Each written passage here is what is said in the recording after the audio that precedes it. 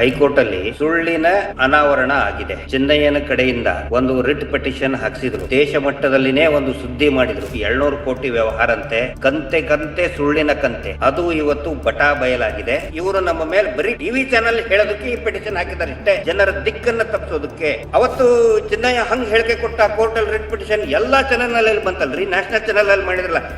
ಇವತ್ತು ಏನೋ ಅವ್ರಿಗೆ ಮುಖಭಂಗ ಆಗಿದೆಯಲ್ಲ, ಅದನ್ನ ಹಾಕಂತ ಹೇಳಿ ಬರೋಲ್ಲ ಸರ್, ಹಾಕಂತ ಹೇಳಿ ಹಾಕ್ಬೇಕು. ಅವ್ರಿಗೆ ನೈತಿಕತೆ ಇತ್ತಂದ್ರೆ ಹಾಕ್ಬೇಕು. ಸಾಮಾಜಿಕವಾಗಿ ಯಾರಾದ್ರೂ ಧ್ವನಿ ಎತ್ತಿದ್ರೆ, ಪಾಕಿಸ್ತಾನಿ ಕೇರಳದಿಂದ ಫಂಡ್ ಬಂತು, ಅರಬ್ ದೇಶದಿಂದ ಬಂತು ಫಂಡು. ಇವತ್ತು ಹೇಳ್ಬೇಕಾಗಿತ್ತಲ್ರಿ, ಇವತ್ತು ಕೋರ್ಟ್ ಅಲ್ಲಿ ಎಲ್ಲಿ ಹೋಗಿದ್ರಿ ನೀವು? ಸುರೇಶ್ ಕುಮಾರ್ ಅವರು, ಆರ್ ಅಶೋಕ್, ಇನ್ನು ದೊಡ್ಡ ಲೀಡರ್ಗಳು ಹೇಳ್ತಿರಲ್ಲ, ಟಿ ರವಿ ಅವರು, ಆ ವಸೂಲಿ ಬೆಲೆ, ಆ ಎಂಜಲು ತಿನ್ನೋಕೆರಿ ಎಂಜಲ್ ಗಿರಾಕಿ ಯಾರು ಗಿಳಿಯಾರು, ಇವತ್ತು ಹೇಳ್ಬೇಕಾಗಿತ್ತು. ಎಲ್ಲಿ ಹೋಗಿದ್ರಿ? ಸೊ ಇವತ್ತು ಒಂದು ಕ್ಲಿಯರ್ ಆಯ್ತು, ನಾವು ಯಾವುದೇ ಷಡ್ಯಂತ್ರದಲ್ಲಿ ಭಾಗಿಯಾಗಿಲ್ಲ, ಯಾವುದೇ ಹಣದ ಅವ್ಯವಹಾರವನ್ನ ಮಾಡಿಲ್ಲ. ಇವತ್ತು ಮಾನ್ಯ ಹೈಕೋರ್ಟ್ ನಮ್ಮೆಲ್ಲರಿಗೂ ಕೂಡ ಕ್ಲೀನ್ ಚಿಟ್ ಕೊಟ್ಟಿದೆ. ಸರ್, ಧರ್ಮಸ್ಥಳದ ಪ್ರಕರಣಕ್ಕೆ ಸಂಬಂಧಪಟ್ಟಂತೆ ಇವತ್ತು ಹೈಕೋರ್ಟ್ ನಲ್ಲಿ 2 ಅರ್ಜಿಗಳ ವಿಚಾರಣೆ ಇತ್ತು.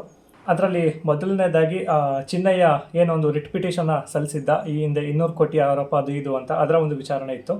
ಅದರ ಜೊತೆಗೆ ಈ ಹಿಂದೆ ಕುಸುಮಾವತಿ ಅವರು ಧರ್ಮಸ್ಥಳದಲ್ಲಿ ನಡೆದಂತಹ ಸುಮಾರು 100 ಪ್ರಕರಣಗಳಲ್ಲಿ ಅನುಮಾನಾಸ್ಪದವಾಗಿರುವಂಥ 74 ಪ್ರಕರಣಗಳ ಪ್ರತ್ಯೇಕ FIR ಆಗಬೇಕು ಮತ್ತು ಅದರ ವಿಚಾರಣೆ ಆಗಬೇಕು ಅಂತ ಒಂದು PIL ವಿಚಾರಣೆ ಇತ್ತು ಸರ್, 2 ಕೋರ್ಟ್ ಹಾಲ್ಗಳಲ್ಲಿ. ಏನಾಯಿತು ಸರ್?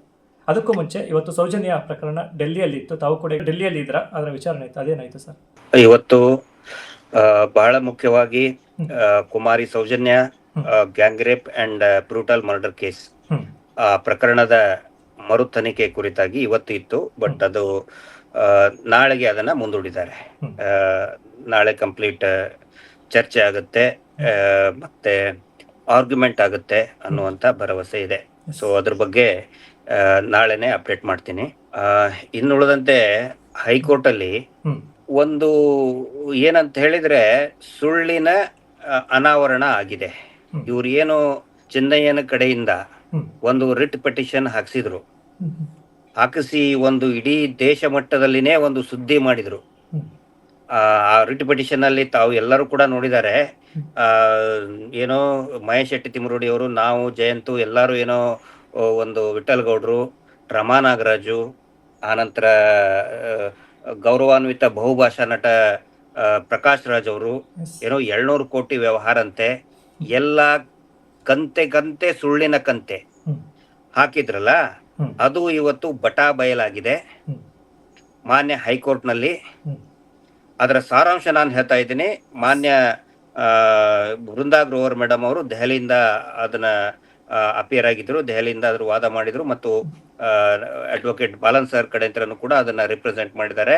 ಮತ್ತು ಇನ್ನೊಂದು ಬದಿಯಲ್ಲಿ SIT ಅವರು ಕೂಡ ಇದ್ರು. ಒಂದೇ ಲೈನ್ ಅಲ್ಲಿ ಹೇಳ್ಬೇಕಂತ ಹೇಳಿದ್ರೆ, ಇಟ್ ಈಸ್ ಡಿಸೈಡೆಡ್, ಅದರಲ್ಲಿನೇ ಇಟ್ ಈಸ್ ಇನ್ಫ್ರಕ್ಚುಯಸ್ ಅಂತ ಹೇಳಿದ್ರೆ, ಫಲಪ್ರದ ಯಾವುದೇ ಫಲಗಳು ಇಲ್ಲದಂತಹ ಅರ್ಜಿ ಅದು. ಅಂದ್ರೆ ಇವರು ಏನ್ ಮಾಡ್ತಾರೆ, ಅದರಲ್ಲಿ ಏನು ತಿರುಳೇ ಇರುವುದಿಲ್ಲ. ಸುಮ್ಮನೆ ಟಿವಿ ಚಾನೆಲ್ಗಳಲ್ಲಿ ನಮ್ಮ ಸೌಜನ್ಯ ಹೋರಾಟಗಾರರ ವಿರುದ್ಧ, ಮತ್ತು ಅಲ್ಲಿ ಏನು ಅಸಹಜ ಸಾವುಗಳು, ಕೊಲೆಗಳು, ನಾಪತ್ತೆ ಪ್ರಕರಣ ನಡೆದಿದೆ, ಅದನ್ನ ನಾವು ಏನು ಪ್ರಶ್ನೆ ಮಾಡಿದೀವಿ, ಮತ್ತು ಅಕ್ರಮ ಮೀಟರ್ ಬಡ್ಡಿ ದಂಧೆ ಅದನ್ನ ಪ್ರಶ್ನೆ ಮಾಡಿದ್ರೆ ಅವ್ರ ವಿರುದ್ಧ, ಇದು ನನ್ನ ಶಬ್ದಗಳಲ್ಲ, ರಮಾ ನಾಗರಾಜ್ ಅವರು ಕೋರ್ಟ್ ಅಲ್ಲಿ ಹಾಕಿದ್ದು ಮತ್ತು ಅವರ ಅಡ್ವೊಕೇಟ್ ವೃಂದಾ ಗ್ರೋವರ್ ಮೇಡಮ್ ಅವರು ವಾದ ಮಾಡಿದ್ದು ಏನು ಅಂತ ಹೇಳಿದ್ರೆ, ಕರ್ನಾಟಕ ಸರ್ಕಾರದ ಪೊಲೀಸ್ ಮಹಾನಿರ್ದೇಶಕರೇ ಆದೇಶ ಮಾಡಿದ್ದಾರೆ ಏನು ಅಂತ, SKDRDP ಅನಧಿಕೃತ ಬಡ್ಡಿ ದಂಧೆ ವಿರುದ್ಧ ಕ್ರಮ ಕೈಗೊಳ್ಳುವುದು ಅಂತ ಹೇಳಿ ಆದೇಶ ಮಾಡಿದ್ದು. ಅದರ ವಿರುದ್ಧ ಏನೋ ಈ ಅಕ್ರಮ ಮೀಟರ್ ಬಡ್ಡಿ ದಂಧೆ ವಿರುದ್ಧ ರಮಾ ನಾಗರಾಜ್ ಅವರು ಚಿತ್ರದುರ್ಗದಲ್ಲಿ ಫೈಟ್ ಮಾಡ್ತಾ ಇದ್ರು. ಅವ್ರನ್ನ ಹೆದರ್ಸ್ಕೋಸ್ಕರ ಇಲ್ಲಿ ಚಿನ್ನಯ್ಯನ ಪಿಟಿಷನ್ ನಲ್ಲಿ ಅವ್ರ ಹೆಸರನ್ನ ಸೇರಿಸಿ, ಮತ್ತೆ ಮಹೇಶ್ ಶೆಟ್ಟಿ ತಿಮರೋಡಿ, ಗಿರೀಶ್ ಮಟ್ಟಣ್ಣ ಅವ್ರ ಎಲ್ಲಾ ಹೆಸರು ಸೇರಿಸಿ ಒಂದು ಅಪಪ್ರಚಾರ ಮಾಡುವಂತಹ ಒಂದು ಕುತಂತ್ರವನ್ನ ನಡೆಸಿದ್ರು. ಅದಕ್ಕೆ ನ್ಯಾಯವಾದಿಗಳು ವೃಂದಾ ಗ್ರೋವರ್ ಅವರು ಕೇಳ್ತಾರೆ, ಅದರಲ್ಲಿ ಇದು ನ್ಯಾಯಾಂಗ ವ್ಯವಸ್ಥೆಯ ಪ್ರೊಸೀಜರ್ಗಳನ್ನ ದುರುಪಯೋಗ ಪಡಿಸ್ಕೊಳ್ಳುವಂತಹ ಒಂದು ವಿಧಾನ. ಅಂದ್ರೆ ಅವ್ರಿಗೆ ಯಾರ ಮೇಲೆ ಆಗೋದಿಲ್ಲ, ಅವ್ರಿಗೆ ಯಾರನ್ಗೆ ಆಗೋದಿಲ್ಲೋ, ಯಾರನ್ನ ಬಗ್ಗ ಬಿಡಿಬೇಕು, ಅವ್ರ ಹೆಸರನ್ನ ಈ ವಿಧಾನದ ಮುಖಾಂತರ, ನ್ಯಾಯಾಂಗದ ಪ್ರೊಸೀಜರ್ ಜುಡಿಷಿಯರಿ ಪ್ರೊಸೀಜರ್ ಮುಖಾಂತರ ಎಕ್ಸ್ಟಾರ್ಷನ್ ಮಾಡೋದಕ್ಕೆ, ಬ್ಲ್ಯಾಕ್ ಮೇಲ್ ಮಾಡೋದಕ್ಕೆ ಬಳಸ್ಕೊಳ್ತಾ ಇದ್ದಾರೆ ಅಂತ ಹೇಳಿದ್ರು. ಆ ನಂತರ ಬಹಳ ಕ್ಲಿಯರ್ ಆಗಿ ಇವತ್ತು ನ್ಯಾಯಾಲಯ ಹೇಳಿದೆ, ಇದರ ಬಗ್ಗೆ ನಮಗೆ ಲಾಸ್ಟಿಗೆ it is the observation of the honourable court, ಹೈಕೋರ್ಟ್ದು. ಅವನು ಏನು ಇದನ್ನ ಹಾಕಿದಾನೆ ಅದ್ರ ಬಗ್ಗೆ ನಾವು ಏನು ಕೂಡ ಕಮೆಂಟ್ ಮಾಡೋದಿಲ್ಲ ಅಂದಿಲ್ಲ. ಅಂದ್ರೆ ಅದರಲ್ಲಿ ಯಾವುದೇ ರೀತಿಯಾದ ಇನ್ಫ್ರಕ್ಚುವಸ್, ಅದರ ಅರ್ಥ ಸಾಮಾನ್ಯ ಜನರ ಭಾಷೆಯಲ್ಲಿ ಹೇಳೋದಾದ್ರೆ ಅವನು ಚಿನ್ನಯ್ಯ ಹಾಕಿದ್ದದ್ದು ಈ ಜೊಳ್ಳು ಗೊಳ್ಳು ಅಂತ ಇವತ್ತು ಪ್ರೂವ್ ಆಗಿದೆ. ನಾವು ಏನು 200 ಕೋಟಿ ರೂಪಾಯಿ ತಗೊಂಡಿದ್ವಿ, ಡೀಲ್ ಮಾಡಿದೀವಿ, ರಮಾ ನಾಗರಾಜು ಷಡ್ಯಂತ್ರ ಮಾಡಿದೀವಿ, ಅದೆಲ್ಲವೂ ಕೂಡ ಸುಳ್ಳು ಅಂತ ಮಾನ್ಯ ನ್ಯಾಯಾಲಯದಲ್ಲಿನೇ ಇವತ್ತು ತೀರ್ಮಾನ ಆಗಿದೆ. ಇದರ ಇನ್ನೊಂದು ಅರ್ಥ ಏನಂತ ಹೇಳಿದ್ರೆ, ಇವರು ನಮ್ಮ ಮೇಲೆ ಬರೀ ಟಿವಿ ಚಾನೆಲ್ ಹೇಳೋದಕ್ಕೆ ಈ ಪಿಟಿಷನ್ ಹಾಕಿದ್ದಾರೆ ಇಷ್ಟೇ. ಟಿವಿ ಚಾನೆಲ್ಗಳಲ್ಲಿ ಕುತ್ಕೊಂಡು ಜೊಳ್ಳು ಜೊಳ್ಳು ಮಾತಾಡಿ ಜನರ ದಿಕ್ಕನ್ನ ತಪ್ಪಿಸೋದಕ್ಕೆ. ನೋಡಿ, ಇವತ್ತೇ ಇನ್ನೊಂದು ಕೋರ್ಟ್ ನಲ್ಲಿ just within gap of 30 minutes, 30 ನಿಮಿಷಗಳ ಅಂತರದಲ್ಲಿ ಕೋರ್ಟ್ ಹಾಲ್ ನಂಬರ್ 1 ನಲ್ಲಿನೂ ಕೂಡ ಅದೇ ವೃಂದಾ ಗ್ರೋವರ್ ಮೇಡಮ್ ಅವರು ಮತ್ತೆ ಬಾಲನ್ ಸರ್ ಕಡೆ ಅಂತನೂ ಕೂಡ ರಿಪ್ರೆಸೆಂಟ್ ಮಾಡಿದ್ರು. ಅದರಲ್ಲಿ ಏನಂತ ಹೇಳಿದ್ರೆ 74 ಡೆಡ್ ಬಾಡಿಗಳು ಅವತ್ತಿಂದ ಅವತ್ತೇ ಅಥವಾ ಮರುದಿನ ನೆಕ್ಸ್ಟ್ ಡೇ 4 ಎಕ್ಸಾಂಪಲ್ ಕೊಟ್ಟು ಹೇಳಿದ್ರು. ಲಾಜ್ ನಲ್ಲಿನೇ ಬಿದ್ದಂತಹ ಶವ, ಅದನ್ನ ಏನೋ ಅನ್ಕ್ಲೇಮ್ಡ್ ಡೆಡ್ ಬಾಡಿ ಅಂತ ಮಾಡ್ತಾರೆ. ಆ ನಂತರ ಮರ್ಡರ್ 2010ರಲ್ಲಿ ಅಲ್ಲಿ ಒಂದು ಮರ್ಡರ್ ಆಗುತ್ತೆ, ಲಾಜ್ ನಲ್ಲಿ ಮರ್ಡರ್ ಆಗುತ್ತೆ. ಅದನ್ನ ನೆಕ್ಸ್ಟ್ ಇಮಿಡಿಯೇಟ್ಲಿನೇ ಅದನ್ನ ಏನು ದಫನ್ ಮಾಡ್ತಾರೆ, which is totally against procedure. ನ್ಯಾಯಾಂಗದ ವ್ಯವಸ್ಥೆಯ ಕಾನೂನಿನ ವಿರುದ್ಧವಾಗಿ ಅದೆಲ್ಲ. ಅದು ಕತ್ತಿ ಸಿಕ್ಕಿ ಸಾಯಿಸಿರುವಂತ ಪ್ರಕರಣ ಇದೆಯಲ್ಲ ಅದು? ಹೌದು, ಕತ್ತು ಸಿಕ್ಕಿ ಸಾಕಿದಂತ ಪ್ರಕರಣ. ಆದ್ರೆ ಸುಮಾರಿದೆ. ಆ ನಂತರ 10 ವರ್ಷದ ಬಾಲಕಿ, ದ ಗರ್ಲ್ ವಿದೌಟ್ ಹೇರ್ಸ್, ಇವ್ರು ದೊಡ್ಡದು ಅದನ್ನೇ ಒಂದೇನೋ ಮಾಡ್ತಾರಲ್ಲ, ಹೇರ್ಸ್ ಹೇರ್ಸ್ ಏನೇನೋ ಅಂತ ಹೇಳ್ತಾರಲ್ಲ, ಅದು ನ್ಯಾಯಾಲಯದಲ್ಲಿನೇ ಬಂದಿದೆ. ಪಾಪ ಆ ಮಗು ಮುಡಿ ತೆಗೆದಂತ ಬಾಲಕಿ, ಅಣ್ಣಪ್ಪ ಸ್ವಾಮಿಗೆ, ಮಂಜುನಾಥ ಸ್ವಾಮಿಗೆ ಮುಡಿ ಕೊಟ್ಟಂತಹ ಬಾಲಕಿ ಕೊಲೆಯಾಗುತ್ತೆ, ಸತ್ತು ಬೀಳ್ತಾಳೆ. ಯಾವುದೇ ತನಿಖೆ ಆಗುವುದಿಲ್ಲ.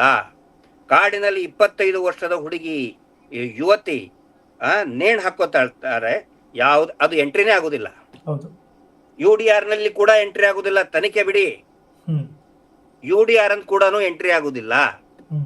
ಇಂತಹ 74 ಪ್ರಕರಣಗಳ ಅವುಗಳನ್ನ ಪ್ರತ್ಯೇಕ FIR ಮಾಡಬೇಕು ಅಂತ ಆಗಿತ್ತು. ಇಲ್ಲಿ ನೋಡಿ, ಎರಡಕ್ಕೂ ಕೋರಿಲೇಷನ್. ಇವ್ರು ಏನ್ ಮಾಡ್ತಾ ಇದಾರೆ, ಇಲ್ಲಿ ನಾವು ಈ ಹೋರಾಟ ಮಾಡ್ತಾ ಇದಾರೆ, ಇಷ್ಟು ಅಸಹಜ ಸಾವು, ಇಷ್ಟು ಸಂಶಯಾಸ್ಪದ ಕೊಲೆ, ಮಿಸ್ಸಿಂಗ್ ಮಾಡಿದ್ರೆ ಈ ರೀತಿ ಚಿನ್ನಯ್ಯನ ಕಡೆಯಿಂದ ಒಂದು ಸುಳ್ಳು ಅರ್ಜಿ ಹಾಕಿಸ್ಬಿಡೋದು ಕೋರ್ಟಿಗೆ. ಅದನ್ನೇ ಪ್ರಶ್ನೆ ಮಾಡಿದ್ರೆ ನಾನು ಹೇಳ್ತಾ ಇರೋದು ಯಾವುದು ಕೂಡ ನಾಟ್ ಮೈ ವರ್ಡ್ಸ್. ನ್ಯಾಯಾಲಯದಲ್ಲಿ ಏನು ವಾದ ವಿವಾದ ಆಗಿದೆ, ಏನು ವಾದ ಇತ್ತು ರಮಾ ನಾಗರಾಜ್ ಅವ್ರ ಕಡೆಯಿಂದ ಮತ್ತು ಜಯಂತಿ ಅವ್ರ ಕಡೆಯಿಂದ ಅವ್ರು ಇಂಪ್ಲೀಡ್ ಆಗಿದ್ರು, ಆ ವಾದದ ಸಾರಾಂಶವನ್ನ ನಾನು ಹೇಳ್ತಾ ಇದ್ದೇನೆ. ಅಂದ್ರೆ ಇವ್ರು ಸುಮ್ನೆ ಒಂದು ಹೇಳಿಸ್ಬಿಡೋದು. ಈಗ ನಾನು ಕೇಳ್ತಾ ಇದ್ದೇನೆ, ದೊಡ್ಡ ಸುದ್ದಿ ಮಾಡಿಸಿದ್ರಲ್ಲ ಅವತ್ತು, 1-2 ದಿನ ಚಿನ್ನಯ್ಯ ತಿರುಗಿ ಬಿದ್ದ. ಇದ್ರದ್ದು ಯಾಕೆ ಇದನ್ನ ಮಾಡಿದಾರ ಅಂತ ಹೇಳಿದ್ರೆ, ಒನ್ಸ್ ಅಗೇನ್ ಇವತ್ತಿನ ಆರ್ಗ್ಯುಮೆಂಟ್ ನಲ್ಲಿ ಹೇಳಿತ್ತು. ನೋಡಿ, ಚಿನ್ನಯ್ಯ ಏನ್ ಮಾಡ್ತಾನೆ, ಚಿನ್ನಯ್ಯ ಪದೇ ಪದೇ ತನ್ನ ಹೇಳಿಕೆಗಳನ್ನ ಬದಲಿಸ್ತಾ ಇರ್ತಾನೆ. ಈಗ ಮೊದಲು ಅವನೇ ನ್ಯಾಯಾಲಯಕ್ಕೆ ಬಂದು, ಪೊಲೀಸ್ ಸ್ಟೇಷನ್ಗೆ ಬಂದು ಹೇಳಿಕೆ ಕೊಟ್ಟ, 164 ನ್ಯಾಯಾಧೀಶರ ಮುಂದೆ ಹೇಳಿಕೆ ಕೊಟ್ಟ. ಅದ ರೀತಿ ಎಲ್ಲ ಏನೋ SIT ತನ್ನ ಪ್ರಕ್ರಿಯೆಗಳನ್ನ ಸ್ಟಾರ್ಟ್ ಮಾಡ್ತು. ಅದಾದ ನಂತರ ಉಲ್ಟಾ ಹೇಳ್ತಾನೆ, ನಾನು ಹಾಕಿದ್ದು ನಿಜ, ಆದ್ರೆ ಅಲ್ಲಿ ರೇಪ್ ಅಂಡ್ ಮರ್ಡರ್ ಆಗಿದ್ದಲ್ಲ ಅಂತ ಹೇಳ್ತಾನೆ. ಆ ನಂತರ ಅವನು ಜೈಲಿಗೆ ಹೋದಾಗ ಮತ್ತೆ ಒಂದು ಸ್ಟೇಟ್ಮೆಂಟ್ ನ್ಯಾಯಾಲಯಕ್ಕೆ ಕೊಡ್ತಾನೆ. ಏನಂತ ಹೇಳಿದ್ರೆ, ನಂದು ಒರಿಜಿನಲ್ 164 ನಾನು ನ್ಯಾಯಾಧೀಶರ ಮುಂದೆ ಹೇಳಿದ್ದೇ ಕರೆಕ್ಟು. ಅಂದ್ರೆ ಅದ್ರಲ್ಲಿ ಏನಿತ್ತು, ಕೊಲೆ ಮಾಡಿದಂತಹ ಅತ್ಯಾಚಾರ ಮಾಡಿ ಕೊಲೆ ಮಾಡಿದಂತಹ ದೇಹಗಳನ್ನ ನಾನು ಹೂತ್ ಹಾಕಿದ್ದೆ ಅಂತೇಳಿ ಒನ್ಸ್ ಅಗೇನ್ ನ್ಯಾಯಾಲಯದ ಮುಂದೆ ಹೇಳ್ತಾನೆ. ಅವನು ತನಗ್ ಬೇಲ್ ಬೇಕಾದಂತ ಹೇಳಿದ್ರೆ ಹಂಗ ಹೇಳ್ತಾನೆ. ಬೇಲ್ ಸಿಕ್ ಹೊರಗಡೆ ಬಂದ ಮೇಲೆ ಇವರು ಇಲ್ಲೇ ಈಗ ಸದ್ಯಕ್ಕಿರೋದು ಧರ್ಮಸ್ಥಳದಲ್ಲಿನೇ, ಅಲ್ಲಿಯ ಒಂದು ಲಾಜ್ ಅಲ್ಲಿ ಇರ್ತಾನೆ. ಈಗೇನ್ ಹೇಳ್ತಾನೆ ಹೊರಗಡೆ ಬಂದ ಮೇಲೆ, ಅಂದ್ರೆ ಹೊರಗಡೆ ಬರ್ಬೇಕಾದ್ರೆ ಏನ್ ಹೇಳ್ತಾನೆ, ಹೌದು ನಾನು ಮೊದ್ಲು ಏನ್ ಹೇಳಿದ್ದೆ ನ್ಯಾಯಾಧೀಶರ ಮುಂದೆ, ಅತ್ಯಾಚಾರ ಕೊಲೆ ಆದಂತ ದೇಹಗಳನ್ನ ನಾನು ಹೂತಾಗಿದ್ದೆ, ಇಂತಿಂತವ್ರು ಹೇಳಿದ್ರು, ಅದೇ ಕರೆಕ್ಟು ಅಂತ ನ್ಯಾಯಾಲಯ ಮತ್ತೆ ಬೇಲ್ ಸಿಗ್ಬೇಕಾದ್ರೆ ಹೇಳ್ತಾನೆ. ಬೇಲ್ ಸಿಕ್ ಹೊರಗಡೆ ಬಂದ್ಮೇಲೆ ಇಲ್ಲ ಇಲ್ಲ ಇಲ್ಲ ಇಲ್ಲ ಇವರು ಗಿರೀಶ್ ಮಟ್ಟಣ್ಣವರು, ಮಹೇಶ್ ಶೆಟ್ಟಿ ತಿಮ್ರೋಡಿ ಅವರು ಏನೋ ನನ್ಗೆ ಹೆದರ್ಸಿದ್ರು. ಆ ನಂತರ ಹೊಸದಾಗಿ ಏನಂತ ಹೇಳಿದ್ರೆ ರಮಾ ನಾಗರಾಜ್ ಅವ್ರ ಹೆಸರು ತಗೊಂಡ್ ಬರ್ತಾನೆ. ಆ ನಂತರ ಪ್ರಕಾಶ್ ರಾಜ್ ಅವ್ರ ಹೆಸರು ತಗೊಂಡ್ ಬರ್ತಾನೆ. ಅಂದ್ರೆ ಇದೆಲ್ಲವೂ ಕೂಡ ಏನಂತ ಹೇಳಿದ್ರೆ ಇದೊಂದು ಸಂಚು. ಅಂದ್ರೆ ಸರ್ಕಾರಕ್ಕೂ ನೋಡಿ ಇವರು ಪ್ರಕಾಶ್ ರಾಜ್ ಅವ್ರ ಜೊತೆಗಿದ್ದಾರೆ, ಕಾಕ್ರೋಚ್ ಪಾರ್ಟಿ ಜೊತೆಗಿದ್ದಾರೆ ಅಂತ ಕೇಂದ್ರ ಸರ್ಕಾರಕ್ಕೆ ಹೇಳೋದು, ನೋಡಿ ಇವ್ರ ವಿರುದ್ಧ ನೋಡಿ ಇವರು ನಿಮ್ಮ ಅಗೇನ್ಸ್ಟ್ ಇದ್ದಾರೆ ಅಂತ ಹೇಳೋದು. ಅಂದ್ರೆ ಇದೊಂದು ಅಂದ್ರೆ ಕಾನೂನನ್ನ ಯಾವ ರೀತಿ ದುರುಪಯೋಗ ಪಡಿಸ್ಕೊಳ್ತಾ ಇದ್ದಾರೆ, ಅದು ಇವತ್ತಿನ ವಾದದ ಸಾರಾಂಶವಾಗಿತ್ತು. ಬಹಳ ಕರೆಕ್ಟ್ ಆಗಿ ಪ್ರತಿಕ್ರಿಯೆ ಮಾನ್ಯ I should thank honourable high court correct ಆಗಿ ಹೇಳಿದೆ. ಅವನ ಮೇಲೆ ಏನಾದ್ರೂ ನೀವು ಕ್ರಮ ಕೈಗೊಳ್ಳೋದಾಗಿದ್ರೆ ನೋಡಿ, ಒಂದ್ ವೇಳೆ ನಿಜ ಆಗಿತ್ತಂತ ಹೇಳಿದ್ರೆ, ನಾನು ಇಲ್ಲಿ ಏನ್ ಅಬ್ಸರ್ವ್ ಮಾಡ್ತಾ ಇದ್ದೀನಿ, ಎಲ್ಲರೂ ಕೂಡ ಗಮನಿಸಬೇಕು, ಒಂದ್ ವೇಳೆ ಅವ್ರು ಹೇಳಿದ್ದ ಆರೋಪಗಳು 700 ಕೋಟಿ ಏನಾದ್ರೂ ಇದನ್ನಾಗಿದ್ರೆ ನಮ್ಮ ಮೇಲೆ ಆಕ್ಷನ್ ತಗೊಳ್ರಿ ಅಂತ ಹೇಳ್ತಾ ಇದ್ರು. ಏನಾದ್ರೂ ಅವರು ಪೂರಕವಾದಂತ ಸಾಕ್ಷಿಗಳನ್ನ ನ್ಯಾಯಾಲಯಕ್ಕೆ ಕೊಟ್ಟಿದ್ರೆ ಕೊಡ್ಬೇಕಲ್ವಾ? 700 ಕೋಟಿ ವ್ಯವಹಾರ ಮಾಡಿದ್ದಾರೆ, ಕೊಲೆ ಬೆದರಿಕೆ ಕೊಟ್ಟರು ನನ್ಗಂತ ಹೇಳಿದ್ರೆ ಪೂರಕ ಸಾಕ್ಷಿ ಕೊಡ್ಬೇಕಲ್ಲ, ಕೊಟ್ಟೇ ಇಲ್ಲ, ಯಾವುದೂ ಇಲ್ಲ. ಸ್ವತಃ SIT ಪ್ರತಿನಿಧಿ ಕೂಡ ಅಲ್ಲಿದ್ರು. SPP ಅವರು ಹೇಳಿದ್ರು, ಅವರು ಕೂಡ ಹೌದು, ನಾವು ಏನ್ ಹೇಳ್ಬೇಕು, ನಾವು ಆಲ್ರೆಡಿ ಕೋರ್ಟಿಗೆ ಕೊಟ್ಟಾಗಿದೆ ಅಂತ ಹೇಳಿ SIT ಅವ್ರು ಹೇಳ್ಬೇಕಾಗಿತ್ತಲ್ಲ, ಹೌದಪ್ಪ ಇವನ್ ಹೇಳಿದ್ ಕರೆಕ್ಟ್ ಐತೆ, 200 ಕೋಟಿ ರೂಪಾಯಿ ಪ್ರಾಜೆಕ್ಟ್ ಡೀಲು ಹೇಳ್ಬೇಕಾಗಿತ್ತಲ್ಲ, ನಮ್ಮನ್ನ ಆರೋಪಿ ಮಾಡ್ಬೇಕಾಗಿತ್ತು ಇದರಲ್ಲಿ, ಈ ಕೋರ್ಟಲ್ಲಿ ಹೌದು ಅಂತ. ಬಟ್ SIT ಅವರು ಕೂಡ ಕ್ಲಿಯರ್ ಆಗಿ ಹೇಳಿದ್ದಾರೆ, ಇವನು ಮಾಡಿದಂತಹ ಅಲಿಗೇಷನ್ಸ್ ಏನಿದೆಯಲ್ಲ, ಈಗ ಅಕಸ್ಮಾತ್ ಇದ್ರೆ ಅವರು ಅವನ ಪರವಾಗಿ ವಾದ ಮಾಡ್ತಿದ್ರು ಅವರು. ಒಟ್ಟಾರೆ ಸಾರಾಂಶ ಏನಂತ ಹೇಳಿದ್ರೆ, ಈ CH ಹಾಲ್ ನಂಬರ್ 1 ಮಾನ್ಯ ಮುಖ್ಯ ನ್ಯಾಯಮೂರ್ತಿಗಳ ಎದುರುಗಡೆ ಏನ್ ಬಂದಿತ್ತಲ್ಲ, ಈ ಸಂಶಯಾಸ್ಪದ ಸಾವುಗಳು, ಅದರ ವಿರುದ್ಧ ನಾವೇನು ಹೋರಾಟ ಮಾಡ್ತಾ ಇದೀವಿ, ಅನೇಕ ಕೊಲೆಗಳೇನಾಗಿದೆ ಅದರ ವಿರುದ್ಧ ನಾವು ಏನು ಹೋರಾಟ ಮಾಡ್ತಾ ಇದೀವಿ, ಕಾನೂನು ಹೋರಾಟ ಮಾಡ್ತಾ ಇದೀವಿ, ಅದರ ಧ್ವನಿಯನ್ನ ಹತ್ತಿಕ್ಕೋದಕ್ಕೆ ಈ ರೀತಿಯಾದಂತಹ ಸುಳ್ಳು ಅಪವಾದಗಳನ್ನ ಟಿವಿ ಚಾನೆಲ್ಗಳ ಮುಖಾಂತರ ಮಾಡಿಸೋದೇ ಇವರ ಉದ್ದೇಶ ಅನ್ನೋದು ಇವತ್ತು ಬಹಳ ಸ್ಪಷ್ಟವಾಗಿ ಗೊತ್ತಾಗಿದೆ. ಅವತ್ತು ಚಿನ್ನಯ್ಯ ಹಂಗ್ ಹೇಳಿಕೆ ಕೊಟ್ಟ ಕೋರ್ಟಲ್ ರಿಟ್ ಪಿಟಿಷನ್ ಎಲ್ಲಾ ಚಾನೆಲ್ ನಲ್ಲಿ ಬಂತಲ್ರಿ, ನ್ಯಾಷನಲ್ ಚಾನೆಲ್ ಅಲ್ಲಿ ಮಾಡಿದ್ರಲ್ಲ. ಇವತ್ತು ಏನು ಅವ್ರಿಗೆ ಮುಖಭಂಗ ಆಗಿದೆಯಲ್ಲ, ಇವತ್ತೇನ್ ಮುಖಭಂಗ ಆಗಿದೆ ಅದನ್ನ ಹಾಕಂತ ಹೇಳಿ ಬರಲ್ಲ ಸರ್, ಹಾಕಂತ ಹೇಳಿ ಹಾಕ್ಬೇಕು. ಅವ್ರಿಗೆ ನೈತಿಕತೆ ಇತ್ತಂದ್ರೆ ಹಾಕ್ಬೇಕು. ಮುಖಭಂಗ ಆಗಿದೆ ಇವತ್ತು ಅವ್ರಿಗೆ. ಆ ನಂತರ ವಾದದಲ್ಲಿ ಕ್ಲಿಯರ್ ಆಗಿ ಹೇಳಿದ್ದಾರೆ, ರಮಾ ನಾಗರಾಜ್ ಅವರು ಚಿತ್ರದುರ್ಗದಲ್ಲಿ ಅವರೊಬ್ಬರ ಸೋಷಿಯಲ್ ಆಕ್ಟಿವಿಸ್ಟ್ ಮತ್ತೆ ಜಡ್ಜ್ ಅವರ ನ್ಯಾಯಮೂರ್ತಿಗಳ ಮಗಳವಳು. ಅತ್ಯಂತ ಪ್ರಾಮಾಣಿಕವಾಗಿ ಇಡೀ ಜೀವನವನ್ನೇ ಹೆಣ್ಮಕ್ಳ ಒಂದು ರೈಟ್ಸ್ಗಾಗಿ ಅವರು ಮೀಸಲಿಟ್ಟಿದ್ದಾರೆ. ಇವತ್ತಿಗೂ ಕೂಡ ನಾನು ನೋಡಿದ್ದೀನಿ, ಚಿತ್ರದುರ್ಗ, ದಾವಣಗೆರೆ, ಹರಿಹರ, ಆ ಕಡೆ ಮತ್ತೆ ಬೆಂಗಳೂರು, ಮಂಡ್ಯ, ಮೂಲತಃ ಮಂಡ್ಯದವರು, ಮಂಡ್ಯದ ಗೌಡ್ತಿ, ಏನೇ ತೊಂದರೆ ಆದ್ರೂ ಕೂಡ ಅವ್ರಿಗೆ ಅಪ್ರೋಚ್ ಮಾಡ್ತಾರೆ. ಅಂತವ್ರಿಗೆ ಒಬ್ಬ ಘನವೆತ್ತ ನ್ಯಾಯಮೂರ್ತಿಗಳ ಮಗಳಿಗೆ ಈ ರೀತಿ 200 ಕೋಟಿ ಡೀಲು ಸುಮ್ಮನಿರ್ತಾರ ಯಾರಾದ್ರೂ? ಅದಕ್ಕೆ ನ್ಯಾಯಾಲಯ ಹೇಳಿದೆ, ಅವನ ಮೇಲೆ ಆಕ್ಷನ್ ತಗೊಳ್ಳೋದಾದ್ರೆ ಖಂಡಿತ ಆಸ್ ಪರ್ ಪ್ರೊಸೀಜರ್ ತಗೊಳ್ಳಿ ಅಂತ ಹೇಳಿ ಖಂಡಿತ ತಗೊಳ್ತಾರೆ. ನಾವು ಯಾರನ್ನು ಸುಮ್ನೆ ಬಿಡಲ್ಲ. ನಾನು ಹೇಳಿದೇನಲ್ಲ, ಸುಮ್ನೆ ಟಿವಿ ಚಾನಲ್ ಅಲ್ಲಿ ಒಂದು ಹಾಕಿಸ್ಬಿಡೋದು, ಒಂದು ಅರ್ಜಿ ಕೋರ್ಟಿಗೆ ಸುಳ್ಳು ಬ್ಲಾಕ್ ಮೇಲ್ ಹೇಳಿದ್ರಲ್ಲ ಇವತ್ತು, ಒಂದು ಬ್ಲಾಕ್ ಮೇಲ್ ಮಾಡೋದು, ಎಕ್ಸ್ಟಾರ್ಷನ್ ಮಾಡೋದಕ್ಕೆ ಈ ರೀತಿಯಾದಂತ ನಾಳೆ ಎಲ್ಲರೂ ಅದೇ ಮಾಡ್ತಾರೆ ರೀ. ಹೌದು ಸರ್. ಸಾಮಾಜಿಕವಾಗಿ ಯಾರಾದ್ರೂ ಧ್ವನಿ ಎತ್ತಿದ್ರೆ, ಈಗ ಹೇಳ್ತಾ ಇದಾರಲ್ಲ ಪಾಕಿಸ್ತಾನಿ, ಚೈನಾದಿಂದ ಫಂಡ್ ಬಂತು ಇವ್ರಿಗೆ, ಕೇರಳದಿಂದ ಫಂಡ್ ಬಂತು, ಅರಬ್ ದೇಶದಿಂದ ಬಂತು ಫಂಡು. ಇವತ್ತು ಹೇಳ್ಬೇಕಾಗಿತ್ತಲ್ರಿ ಇವತ್ತು ಕೋರ್ಟಲ್ಲಿ, ಎಲ್ಲಿ ಓಡ್ ಹೋಗಿದ್ರಿ ನೀವು? ಯಾವ ಬಿಲದಲ್ಲಿ ಹೇಳ್ಕೊಂಡಿದ್ದೀರಿ ನೀವು? ಅಡಿಕೊಂಡಿದ್ದೀರಿ ಎಲ್ಲರೂ ಫಾರಿನ್ ಫಂಡ್ ಅಂತ ಹೇಳಿದವರು, ಸುರೇಶ್ ಕುಮಾರ್ ಅವರು, ಆರ್ ಅಶೋಕ್, ಇನ್ನು ದೊಡ್ಡ ಲೀಡರ್ಗಳು ಹೇಳಿದ್ರಲ್ಲ, 5 ಸ್ಟಾರ್ ಹೋಟೆಲ್ ನಲ್ಲಿ ಕುತ್ಕೊಂಡು ಹೇಳ್ತಾ ಇದ್ರಲ್ಲ ಫಾರಿನ್ ಫಂಡು, CBI ತನಿಖೆ ಆಗ್ಬೇಕು, CT ರವಿ ಅವರು ಆ ವಸೂಲಿ ಬೆಲೆ, ಅವು ಎಂಜಲ್ ಗಿರಾಕಿ ಅವ್ನು ಯಾರು ಗಿಳಿಯಾರು, 5 ಸ್ಟಾರ್ ಹೋಟೆಲ್ ನಲ್ಲಿ ಹೇಳಿದ್ರಲ್ಲ, ಇಲ್ಲಿ ಹೇಳಕ್ಕಾಗಲ್ವಾ? ಕೋರ್ಟಲ್ಲಿ ಹೇಳ್ಬೇಕಿತ್ತು, ಸಾಕ್ಷಿಗಳನ್ನ ಕೊಡ್ಬೇಕಾಗಿತ್ತು. ಏನು ಇಲ್ಲ ಇವ್ರ ಹತ್ರ, ಏನು ಅಂದ್ರೆ ಅಬ್ಸಲ್ಯೂಟ್ಲಿ ನಿಲ್. ಹೌದು ಸರ್, ನಿಮ್ಮ ಮೇಲೆ ತನಿಖೆ ಆಗ್ಬೇಕು ಅಂತಾರೆ. ನೀವೆಲ್ಲ ಇದ್ರಲ್ಲ ಸರ್ SIT 10-15 ದಿವಸದವ್ರಿಗೆ. ಹೌದು, ಅಲ್ಲ ಇವತ್ತು ಬಂದು ಹೇಳ್ಬೇಕಾಗಿತ್ತಲ್ಲ, CBI ತನಿಖೆ ಹೇಳಿದ್ರ ಟಿವಿ ಚಾನಲ್ ಅಲ್ಲಿ, 5 ಸ್ಟಾರ್ ಹೋಟೆಲ್ ನಲ್ಲಿ ಕುತ್ಕೊಂಡು ಹೇಳಿದ್ರಲ್ಲ, CT ರವಿ ಅವ್ರು ಹೇಳಿದ್ರಲ್ಲ, CBI ತನಿಖೆ ಆಗ್ಲಿ, 200 ಕೋಟಿ ಇದನ್ನಂತೆ, ಇವತ್ತು ಹೇಳ್ಬೇಕಾಗಿತ್ತು. ಎಲ್ಲಿ ಓಡಿ ಹೋಗಿದ್ದೀರಿ? ಇವತ್ತೇನ್ ಹೇಳ್ತು, ಚಿನ್ನಯ್ಯನ ಮೇಲೆ ನೀವು ಕ್ರಮ ಕೈಗೊಳ್ಳೋದಾದ್ರೆ ಕ್ರಮ ಕೈಗೊಳ್ಳಬಹುದು. ಯಾಕಂತ ಹೇಳಿದ್ರೆ ಅವ್ರು ಹೇಳೋದಕ್ಕೂ ಕಾರಣ ಇರ್ತದೆ, ಏನು ಸಾಕ್ಷಿ ಪುರಾವೆಗಳು ಏನು ಇಲ್ಲ, ಸುಮ್ನೆ ಹಂಗೆ ನಮ್ಮ ಮೇಲೆ ಅಪವಾದ ಹಬ್ಬಿಸೋದು. ಯಾಕಂದ್ರೆ ಅಲ್ಲಿ ಲಾಜಿಂಗ್ ನಲ್ಲಿ ಸತ್ತಂತಹ ಕೊಲೆ ಆಗಿದ್ ನಾನು ಹೇಳ್ತಾ ಇದ್ದೇನೆ, ಕೊಲೆ 302, 201 IPC ಅಂತ ಹೇಳ್ತಾರೆ. ಯಾವ ತನಿಖೆನೂ ಮಾಡಲ್ಲ. ಕಾಡಿನಲ್ಲಿ ನೇತ್ ಹಾಕೊಳ್ಳಿ, ಯಾಕೆ ಹೋಗ್ತಾಳೆ ಕಾಡಲ್ಲಿ? ಯುವತಿ ಯಾಕೆ ಹೋಗ್ತಾಳೆ?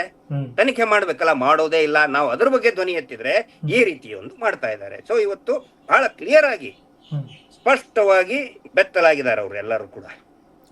ಸೊ ಮತ್ತೆ ನೆಕ್ಸ್ಟ್ ಡೇಟ್ ಕೊಟ್ಟಿದ್ದಾರೆ. 74 ಡೆಡ್ ಬಾಡೀಸ್ ಕೂಡ ಆಗಸ್ಟ್ 24ಕ್ಕೆ ನೆಕ್ಸ್ಟ್ ಡೇಟ್ ಕೊಟ್ಟಿದ್ದಾರೆ. ತುಂಬಾ ಚೆನ್ನಾಗಿ ನಮ್ಮ ಲಾ ಲೀಗಲ್ ಅಡ್ವೈಸರ್ಸ್ ಏನೇನಿದ್ದಾರೆ ತುಂಬಾ ಚೆನ್ನಾಗಿ ಇವತ್ತು ವಾದವನ್ನು ಮಂಡಿಸಿದ್ದಾರೆ. ಮತ್ತು ಯಾರ್ಯಾರು ಶ್ರಮವನ್ನು ಪಟ್ಟಿದ್ದಾರೆ ಅವರೆಲ್ಲರಿಗೂ ಕೂಡ ನಾನು ನಾಗರಿಕ ಸಮಾಜದ ಪರವಾಗಿ, ಸೌಜನ್ಯ ಹೋರಾಟದ ಪರವಾಗಿ, ಬಾಲನ್ ಸರ್ ಆಫೀಸ್ ಅಂತ ಕೂಡ ಇದ್ರು, ವೃಂದಾ ಗ್ರೋವರ್ ಮೇಡಮ್ ಡೆಲ್ಲಿ ಅಂತ ಇದ್ರು, ಮತ್ತು ಇನ್ನು ಕೆಲವೊಬ್ರು ನಮ್ಮ ಅಂದ್ರೆ ಹೆಸರು ಬರೋದಕ್ಕೂ ಕೂಡ ಇಷ್ಟಪಡೋದಿಲ್ಲ ಆ ಎಲ್ಲ ಅಡ್ವೊಕೇಟ್ಗಳಿಗೂ ಕೂಡ ನಾನು ಧನ್ಯವಾದಗಳನ್ನ ಹೇಳ್ತೇನೆ. ಈಗ ಒಂದ್ ರೀತಿಯಲ್ಲಿ ಹೇಳ್ಬೇಕು ಅಂದ್ರೆ ಈಗ ಚಿನ್ನ ರಿಟ್ ಪಿಟಿಷನ್ ಹಾಕಿದ್ದ ಸರ್, ಅದು ವಜಾ ಆಗಿದೆ ಅಂತ ಹೇಳ್ಬೋದಾ? ಹೌದು, ಅಲ್ಲಿ ವಜಾ ಇಷ್ಟೇ ಅಲ್ಲ, ಮತ್ತೆ ಅವನ ಮೇಲೆ ಏನಾದ್ರು ಕ್ರಮ ಕೈಗೊಳ್ಳಬೇಕಾದ್ರೆ ಕೈಗೊಳ್ಳಿ ಅಂತ ಕೂಡ ಹೇಳಿದ್ದಾರೆ. Through the procedures, legal procedure ಪ್ರಕಾರ ಹೋಗಿ ಅಂತ ಹೇಳಿದ್ದಾರೆ. SIT ಕೂಡ ಹೇಳಿದೆ. So it does not stand. SIT ಏನ್ ಹೇಳ್ಬೇಕು ಆಲ್ರೆಡಿ ಕೊಟ್ಟಾಗಿದೆ. ಅಲ್ಲಿನೂ ಕೂಡ ಏನ್ ಮಾಡಿದ್ದಾರೆ, ನಾನು ಈಗಲೇ ಹೇಳ್ತಾ ಇದ್ದೀನಿ ಕೇಳಿ, ಅಲ್ಲಿನೂ ಏನ್ ಮಾಡಿದ್ದಾರೆ, JMS ಕೋರ್ಟ್ ಅಲ್ಲಿ ಏನ್ ಸುಳ್ಳು ಇಲ್ಲಿ ಹಾಕ್ಸಿದಾರಲ್ಲ, ಹಂಗ ಅದೇ ರೀತಿ ಒಂದು ಸುಳ್ಳು ಆರೋಪ ನಮ್ಮ ಮೇಲೆ ಹಾಕ್ಸಿದ್ದಾರೆ. SIT ಏನ್ ಮಾಡಿದೆ, leave it to the court, ನಾವು ನ್ಯಾಯಾಲಯಕ್ಕೆ ಬಿಡ್ತೀವಿ ಅಂತ ಬಿಟ್ಟಿದ್ದಾರೆ ಅವರು. ಇಷ್ಟೇ, ನಮ್ಮ ಮೇಲೆ ಯಾವ ಅಲಿಗೇಷನ್ಸ್ ಕೂಡ ಇಲ್ಲ. ಆದ್ರೆ ಅದೇ SIT ಅಲ್ಲಿ ಅಪರಾಧಿಕ ಕೃತ್ಯಗಳು ನಡೆದಿದೆ, ಬಂಗ್ಲೆಗುಡ್ಡೆಯಲ್ಲಿ ಅಪರಾಧಿಕ ಕೃತ್ಯಗಳು ನಡೆದಿದೆ, ಎಷ್ಟೆಷ್ಟು ನಡೆದಿದೆ ಏನು ಸರ್ಟಿಫೈಡ್ ಕಾಪಿ ಬಂದ ಮೇಲೆ ಗೊತ್ತಾಗುತ್ತೆ. ಹೋಗಿ ಮಾತಾಡ್ತೀನಿ ನಾನು. ಸೊ ಇವತ್ತು ಒಂದು ಕ್ಲಿಯರ್ ಆಯ್ತು, ಮಾನ್ಯ ಹೈಕೋರ್ಟ್ ನಲ್ಲೇ ಕ್ಲಿಯರ್ ಆಯ್ತು, ನಾವು ಯಾವುದೇ ಷಡ್ಯಂತ್ರದಲ್ಲಿ ಭಾಗಿಯಾಗಿಲ್ಲ, ಯಾವುದೇ ಹಣದ ಅವ್ಯವಹಾರವನ್ನ ಮಾಡಿಲ್ಲ. ಇವತ್ತು ಮಾನ್ಯ ಹೈಕೋರ್ಟ್ ನಮ್ಮೆಲ್ಲರಿಗೂ ಕೂಡ ಕ್ಲೀನ್ ಚಿಟ್ ಕೊಟ್ಟಿದೆ. ಮಹೇಶ್ ಶೆಟ್ಟರು ಕೂಡ ಡೆಲ್ಲಿಯಲ್ಲಿ ಎಲ್ಲ ಅಬ್ಸರ್ವ್ ಮಾಡ್ತಾ ಇದ್ರು ಇದನ್ನ. So everything is clear, it is writing on the wall. ಹೋರಾಟಗಾರರು ಯಾವುದೇ ಹಣದ ಅವ್ಯವಹಾರದಲ್ಲಿ ತೊಡಗಿಸ್ಕೊಂಡಿಲ್ಲ, ಶ್ರೀ ಕ್ಷೇತ್ರದ ಕಳಂಕ ಮಾಡಬೇಕು ಅನ್ನುವ ದುರುದ್ದೇಶ ಇಟ್ಕೊಂಡಿಲ್ಲ ಅನ್ನೋದು ಬಹಳ ಕ್ಲಿಯರ್ ಆಗಿದೆ. ಆ ನಂತರ ಇವ್ರನ್ನ ಬ್ಲಾಕ್ ಮೇಲ್ ಹೆದರ್ಸೋದಕ್ಕೆ ಈ ಒಂದು ತಂತ್ರಗಳನ್ನ ಬಳಸ್ತಾ ಇದಾರೆ ಅಂತ ಕೂಡ ನಮ್ಮ ಮಾನ್ಯ ಅಡ್ವೊಕೇಟ್ ಅದನ್ನ ವಾದ ಮಾಡಿದ್ರು. ಇಲ್ಲಿ ಇನ್ನೊಂದು ರೀತಿಯಲ್ಲಿ ಹೇಳೋದಾದ್ರೆ ಚಿನ್ನಯ್ಯಂಗೆ ಈಗ ರಮಾ ನಾಗರಾಜ್ ಯಾರು ಅನ್ನೋದೇ ಗೊತ್ತಿರಲ್ಲ ಅಂತ ಅನ್ಸುತ್ತೆ ಸರ್. ಗೊತ್ತೇ ಇಲ್ಲ ನೋಡಿ. ಅದೇ ನೋಡಿ, ಈಗ SIT ಅಲ್ಲಿ ಒಂದ್ ವೇಳೆ ಏನಾದ್ರು ರಮಾ ನಾಗರಾಜ್ ಹೆಸರು, ಪ್ರಕಾಶ್ ರಾಜ್ ಹೆಸರು 200 crore ಇತ್ತಂತ ಹೇಳಿದ್ರೆ ಇವತ್ತು ನಮ್ಮ ಅಗೇನ್ಸ್ಟ್ನೇ ವಾದ ಮಾಡ್ತಿದ್ರು. SIT ಅವರು ಮಾಡ್ಲೇ ಇಲ್ವಲ್ಲ. ಅಲ್ಲ, ವಿಚಾರಣೆ ಬರ್ಬೇಕಿತ್ತಲ್ಲ ಸರ್, ಬರ್ಬೇಕಾಗಿತ್ತಲ್ಲ. ಆ ನಂತರ ಇನ್ನು ಇದು ಯಾವುದು ಕೂಡ SIT ಅಲ್ಲಿ ಪ್ರಸ್ತಾಪನೆ ಮಾಡಿಲ್ಲ ಅವನು. ಈಗ ಹೊರಗಡೆ ಬಂದ ಮೇಲೆ ಇದೊಂದು ನಮ್ಮ ಮೇಲೆ ಅಪಪ್ರಚಾರ ಮಾಡೋದಕ್ಕೆ, ಹೋರಾಟಗಾರನ ತುಳಿಯೋದಕ್ಕೆ, ಮಾನಸಿಕವಾಗಿ ಕುಗ್ಸೋದಕ್ಕೆ, ಹೆದರ್ಸೋದಕ್ಕೆ, ಬೆದರ್ಸೋದಕ್ಕೆ ಇದೊಂದು ಕುತಂತ್ರವನ್ನ, ನ್ಯಾಯಾಂಗ ಪದ್ಧತಿಗಳನ್ನ, ಲೀಗಲ್ ಪ್ರೊಸೀಜರ್ಗಳನ್ನ ದುರುಪಯೋಗ ಪಡಿಸ್ಕೊಂಡು ಈ ರೀತಿ ಮಾಡಿದ್ದಾರೆ. ಅದ್ರ ಸಲುವಾಗಿ ನ್ಯಾಯಾಲಯ ಇವತ್ತು ಹೇಳ್ತು, ನೀವು ಅವನ ಮೇಲೆ ಬೇಕಿದ್ರೆ ಆಕ್ಷನ್ ತಗೊಳ್ಳೋದಾದ್ರೆ, ಕ್ರಮ ಕೈಗೊಳ್ಳೋದಾದ್ರೆ ಥ್ರೂ ಲೀಗಲ್ ಪ್ರೊಸೀಜರ್ ನೀವು ಮಾಡಬಹುದು ಅಂತ ಹೇಳಿದ್ದಾರೆ. ಸೊ ನಮಗೆ ಫುಲ್ ಅಂದ್ರೆ ರಿಲೀಫ್ ಸಿಕ್ಕಿದೆ ಇವತ್ತು. ಎಕ್ಸಾಕ್ಟ್ಲಿ, ಹೈಕೋರ್ಟ್ ಹೇಳಿದರೆ ಈಗ ಇನ್ನ SIT ಅವರು ಆರೋಪಿ ಮಾಡಿದ್ದೆಲ್ಲ ಇವನು ಹೇಳಿಕೆ ಮೇಲೆ ಮಾಡಿದ್ದವರು, ಅವರು ಫೈಂಡಿಂಗ್ ಅಂತೇನಿಲ್ಲ. ಅದನ್ನು ಕೂಡ ನಾವು ಕೋರ್ಟ್ ಫೇಸ್ ಮಾಡ್ತೀವಿ. Will face it in the court of law. ಅವ್ರು ಫೈಂಡ್ ಔಟ್ ಇತ್ತು ಅಂದ್ರೆ ನಿಮ್ಗೆ ಈಗ ನೆಕ್ಸ್ಟ್ ಕೊಡುವಂತ ರಿಪೋರ್ಟ್ ನಲ್ಲೇ ಬರ್ತಾ ಇತ್ತು ಸರ್. ಅಲ್ಲ, ಇವತ್ತು ಬರ್ತಿತ್ತಲ್ಲ, ಅಕಸ್ಮಾತ್ 200 ಕೋಟಿ ಇದು ಸ್ಟೀಲು ಪ್ರಾಜೆಕ್ಟ್ ಷಡ್ಯಂತ್ರ ಇದ್ರೆ ಇವತ್ತು ಬರ್ತಾ ಇತ್ತು. ಏನು ಇಲ್ವೇ ಇಲ್ಲ, ಉಲ್ಟಾ ಅವನ ಮೇಲೆ ಆಕ್ಷನ್ ತಗೊಳ್ಳಿ ಅಂತ ಹೇಳಿದ್ದಾರೆ. ಈಗ ಕೊನೆಯದಾಗಿ ಏನ್ ಹೇಳ್ತಾರ ಸರ್, ಈಗ ನೆಕ್ಸ್ಟ್ ಈಗ ಆಲ್ರೆಡಿ ರಿಪೋರ್ಟ್ ಸಬ್ಮಿಟ್ ಆಗಿದೆ ವೆಲ್ಟರ್ನಿ ಕೋರ್ಟಿಗೆ, ಅದರ ಒಂದು ಸರ್ಟಿಫೈಡ್ ಕಾಪಿಗೆ ವೇಟ್ ಮಾಡ್ತಾ ಇದ್ರ, ಮತ್ತೆ ನೆಕ್ಸ್ಟ್ ಏನಾದ್ರು ಅಪ್ಡೇಟ್ ಪ್ರಕಾರ? ಅಲ್ಲ, ಈಗ ನೋಡಿ, ನಾವು ಸಂಪೂರ್ಣವಾದ ನಂಬಿಕೆಯನ್ನ ನಾವು ನ್ಯಾಯಾಲಯದಲ್ಲಿನೇ ಇಟ್ಟಿದ್ದೀವಿ. ಇವತ್ತು ಮಹೇಶ್ ಶೆಟ್ಟರು ಕೂಡ ದೆಹಲಿಯಲ್ಲಿ ಈ ಬೆಳವಣಿಗೆಗಳನ್ನ ಅಬ್ಸರ್ವ್ ಮಾಡಿದ್ದಾರೆ. ಲಿಂಕ್ ಇದ್ರ ಮುಖಾಂತರ ಎಲ್ಲವನ್ನು ಕೂಡ ನಿರಂತರವಾದಂತ ಹೋರಾಟ ನಡೆದಿದೆ. 14 ವರ್ಷದ ನಿರಂತರ ಹೋರಾಟ ಮಹೇಶ್ ಶೆಟ್ಟಿ ತಿಮ್ಮರೋಡಿ ಅವರು. ಆನಂತರ ಸುಮಾರು ಜನ ಇದರಲ್ಲಿ ಲಾ ಅಡ್ವೊಕೇಟ್ಸ್ ಎಲ್ಲರೂ ಕೂಡ, ಮತ್ತು ಲಕ್ಷಾಂತರ ಕೋಟ್ಯಾಂತರ ಜನರ ಪ್ರಾರ್ಥನೆ ಇದೆ. ನಾನು ಎಲ್ರಿಗೂ ಹೇಳೋದಿಷ್ಟೇ, ಒಂದು ಪ್ರಾರ್ಥನೆ ಮಾಡ್ಕೊಳ್ಳಿ, ನ್ಯಾಯಾಲಯದ ಮೇಲೆ ನಂಬಿಕೆ ಇದೆ, ವಿನಾಕಾರಣ ಯಾವುದೇ ಷಡ್ಯಂತ್ರಕ್ಕೆ ಬಲಿಯಾಗಬೇಡಿ. ಬೇಕಂತ ಏನಾದ್ರು ಪುಸ್ಲಾಯಿಸ್ತಾರೆ, ಹಂಗ್ ಮಾಡಿ ಹಿಂಗ್ ಮಾಡಿ. ನೋ, ಶಾಂತಿಯುತವಾದಂತ, ಸಂವಿಧಾನಬದ್ಧವಾದಂತ, ಕಾನೂನು ರೀತಿಯಾದಂತ ಹೋರಾಟ ನಡೀತಾ ಇದೆ. ತಮ್ಮೆಲ್ಲರ ಒಂದು ಸಹಕಾರ ಇರಲಿ, ಒಂದು ಪ್ರಾರ್ಥನೆ ಇರಲಿ. ಹೌದು ಸರ್. ಮತ್ತೆ ನಾಳೆ ಸೌಜನ್ಯ ಪ್ರಕರಣದ ವಿಚಾರಣೆ ಇದೆ ಅಂತ ಹೇಳಿದ್ರಿ, ಸೊ ಅದಕ್ಕೂ ಕೂಡ ಎಲ್ಲರ ಆಶೀರ್ವಾದ ಇರಲಿ. ಖಂಡಿತ ಎಲ್ಲರ ಪ್ರಾರ್ಥನೆ ಇರಲಿ. ಸುಮಾರು ಜನ ಮೆಸೇಜ್ ಹಾಕ್ತಾ ಇದಾರೆ, ಪಾಪ ಪ್ರಾರ್ಥನೆ ಮಾಡ್ತಾ ಇದಾರೆ, ದೇವಸ್ಥಾನಗಳಲ್ಲಿ ಪೂಜೆಗಳನ್ನು ಸಲ್ಲಿಸ್ತಾ ಇದ್ದಾರೆ ಸರ್, ಪೂಜೆ ಮಾಡ್ತಾ ಇದ್ದಾರೆ. ಅನೇಕ ವಿಷಯಗಳನ್ನ ಹೇಳಬೇಕಿದೆ, ನಾನು ಹೇಳ್ತೀನಿ. ಓಕೆ ಸರ್, ಖಂಡಿತವಾಗ್ಲೂ. ಮತ್ತೆ ನಾಳೆ ವಿಚಾರಣೆ ಮುಗಿದ ನಂತರ ಅಪ್ಡೇಟ್ನ ತಿಳಿಸೋಣ. Thank you sir. ಖಂಡಿತ, ಥ್ಯಾಂಕ್ ಯು, ನಮಸ್ತೆ. Justice for Soujanya. Yes sir, justice for Soujanya.